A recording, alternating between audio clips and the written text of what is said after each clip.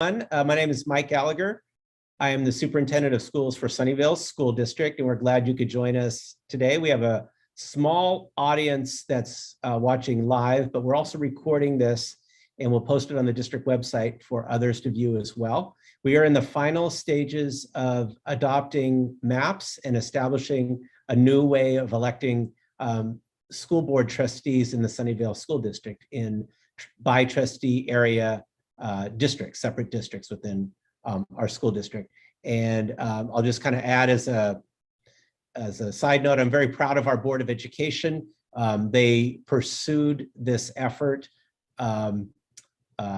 without prompting, and I personally believe it's the right thing to do, because the interest here is to have the most representative possible Board of Education as possible, and that's the interest that they're pursuing in going down this path. And that begins with establishing by trustee areas of representation. So to that end, we have with us two people who have been assisting us in this process. Angela Banuelos of Cooperative Strategies, who's going to go through a presentation.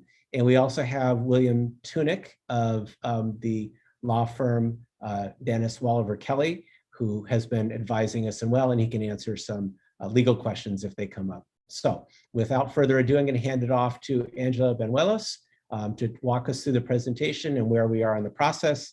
And then we'll open it up to questions after that. Good evening, Sunnyvale residents. As noted, my name is Angela Banuelos. I'm the demographer assisting the district with transitioning by elections to trustee area voting. And today we're going to go over some few data points, and we'll be reviewing the two final conceptual scenarios in consideration for the upcoming board meeting. And we would like to provide, we would like to receive some feedback in those two scenarios. So without any more delay. So here we have the 2020 census data. This is provided by the Census Bureau. This was released in September 27th. This provides the total population of all the inhabitants within the Sunnyvale School District boundaries, school boundaries. This process in no way affects any attendance boundaries. This is only for voting for board members. So here we can see that the total population within the Sunnyvale School District is 96,550. And most notably, the largest protected class voters within the area are the Asian population, followed by the Hispanic Latino population. So we utilize the total population to help us find the ideal size for each trustee area. So what that means is we take the total population and we divide that by the amount of trustees, in this case 5, and that would give us the ideal population size for each area. This next slide depicts the citizen voting age population estimate. So the citizen voting age population estimate data is provided by the American Community Survey, which is a subdivision of the Census Bureau. This particular map depicts the largest protected class voters, which is the Asian population. And this color graduated map lets you know where the density is around the school boundaries. So the lighter the area, then the less dense, the darker the area, the more dense for that community. So here we see that the citizen voting age population estimate, so citizen voting age population estimates are the actual voters or people who are eligible to vote, actual citizens to participate in elections. So we see that 15,534 inhabitants are eligible voters, bringing them to the largest protected class. Here we have the color graduated chart for the second largest protected class voters, which are the Latino Hispanic community. Their total eligible voters are 8,187. So we utilize this CVAP information or citizen voting age population to help us identify communities of interest and not to split those communities or impair their ability to elect someone or a candidate of their choice. So here we have our conceptual voting area scenario 1A. This particular scenario, each area touches multiple schools within the school district boundaries. This particular one, we'll start with trustee area number 1, which will be yellow. The color pattern would follow along for both scenarios. Trustee area number 2 is the green. Trustee area number 3 is the pink color, and trustee area 4 is the blue, and trustee area 5 is the purple lilac color.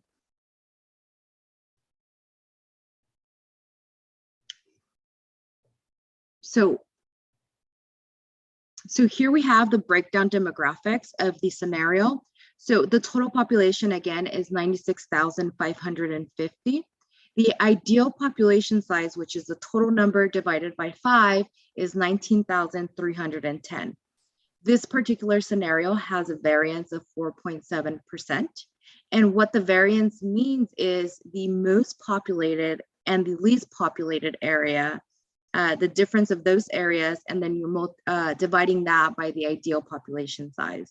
So school districts are allowed a variance of 10%. So as long as the variance is below 10%, we meet the requirements for CVRA. Here we noted that we were not able to reach any majority protected class areas. However, we do have multiple plural districts for the Asian population because that's the largest population that's able to create those areas. So we have trustee area number 2 at 51.4%, trustee area number 3 at 54.6%, and trustee area 5 at 51.7%. So that means that the population is above 50% for the protected class voters.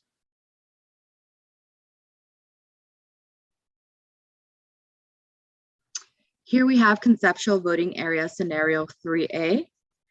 In this scenario, same thing, trustee area number 1 touches Vargas and Cherry Chase schools, and trustee area number 2 is more Cumberland Ellis area. Trustee area number 3 is divided between like Bishop, Ellis, and a portion of Vargas. Trustee area 4 is Bishop and San Miguel. And then trustee area, oh, my apologies. Trustee area 4 is Lakewood, Fairview, and Vargas. And trustee area 5 is Bishop, San Miguel area schools. This particular scenario has a variance of 6.8%, again, within the allowable 10% threshold. So for this particular scenario, there is only one majority, one plural district, and that is in trustee area 4 for the Asian population at 52.4%. However, there's not enough eligible voters to create those majority protected class areas. So we try to balance the population for each protected class among each trustee area equally, while having each board member touch the boundaries of multiple schools, so there's equal representation across the board. And the final and the fourth meeting, public hearing to adopt the map would be on January 20th at the school district board meeting. And then at that day, the board members would be electing their map. So that concludes my portion of the presentation. And if anyone has any questions or would like to provide any comments or let us know which one you favor, that would be greatly appreciated. Thank you. Thanks, Angela.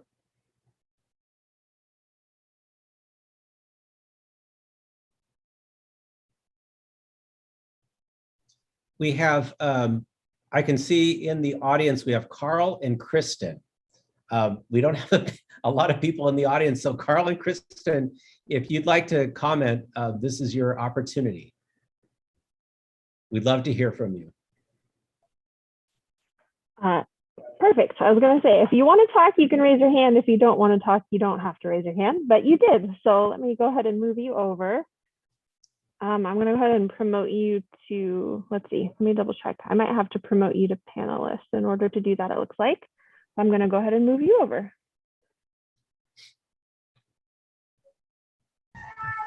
Hi, thanks for holding this despite the small size of things.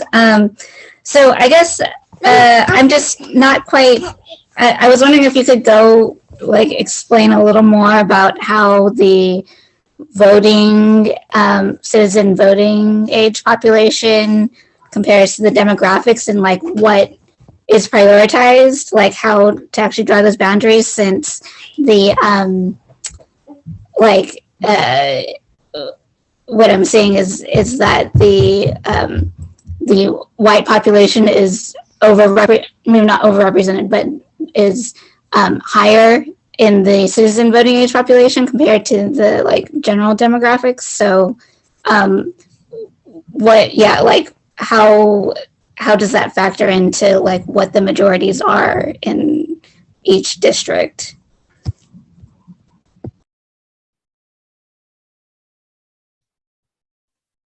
So that's a great question.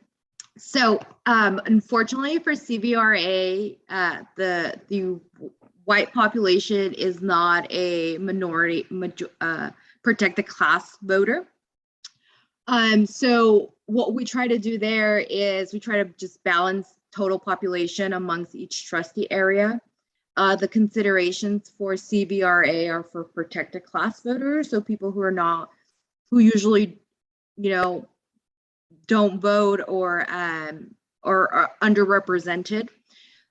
When there is not a majority of those protected class voters, again, we just go to balancing the population equally amongst each trustee area and other considerations as communities of interest. Okay, and then I know there's also considerations for who the current trustees are and where balancing them among the districts to be created. So in this one, currently nobody lives in area 4. So how would that work going forward? Would a candidate have to be recruited from that area for the next election? Yes, that is correct. So if a scenario is chosen that has a vacancy, then the person who is up for election would need to come from that specific area. Now, if no one runs for that area, the board as a whole gets to what is the word, William? I'm sorry, appoint, probably, right? Appoint, there you go. Get to appoint a board member, but it has to be within that area. But our hope would be that we'd be able to get, people would see their, potential candidates would see that they're not running it against an incumbent. There's an opportunity to serve on the school board. So we would hope that that would attract, at least a couple of candidates to consider running for the Board of Education. That would be an opportunity for the community. Yeah, and additionally, this is a more cost-effective way of being able to run for board, because you're not, you're not sending mailers or trying to convince the whole area for them to elect that board member. You have a specific area, and only that area gets to elect you. No other area gets to vote for you or the candidate. Okay, great. And just one more question, which is, would this have any bearing on how the board governs itself in terms of electing its own president and that sort of thing? I think what the board would need to do is So now we have a wonderful school board that has to be elected by under current situation. They're elected by the whole of the district. And so they know they need to be responsible for the whole district.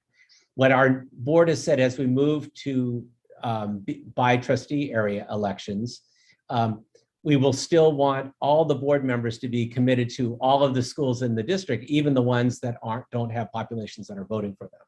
So that will be not a change, but something to be aware of, to keep the Board of Education aware of and concerned, and to care about the whole of the district, not just the areas that that are voting for them, if that makes sense. Right, and that's why the approach of having a specific board member reach out to multiple school locations within their boundary was the goal, so that there's an understanding that the board has that fiduciary duty to serve the district as a whole, and not just any schools that are within their areas. Okay, great. I think that's all I had questions about. In looking at the maps, I'm gonna ask you one more question. And you don't have to answer it if you don't want. In looking at the maps, is there one that you have a preference for, or would you need more information, or we are curious if one makes more sense to you or not? I guess I don't really have a preference.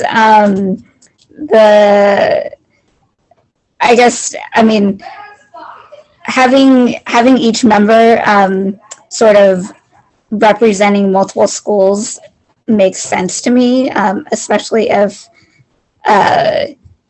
they are supposed to care about or take into concern the interests of the whole school district still, even if they're only elected by one district.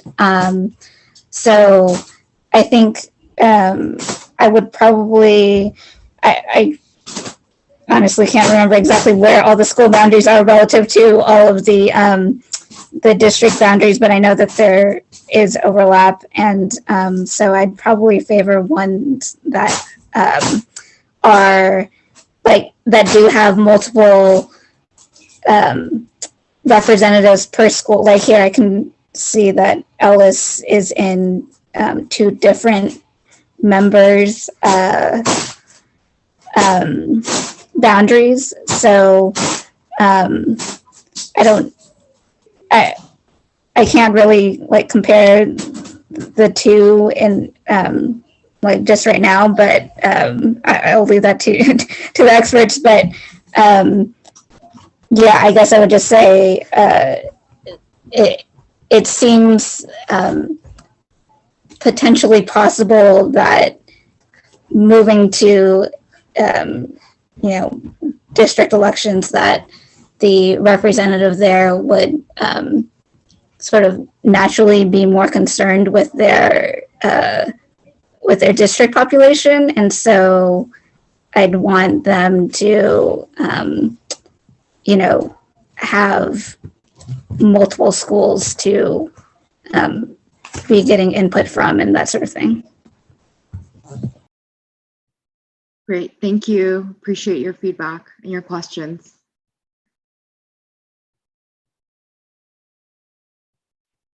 Well, that was the only other possible speaker. Thank you for your input, Carl and Kristen.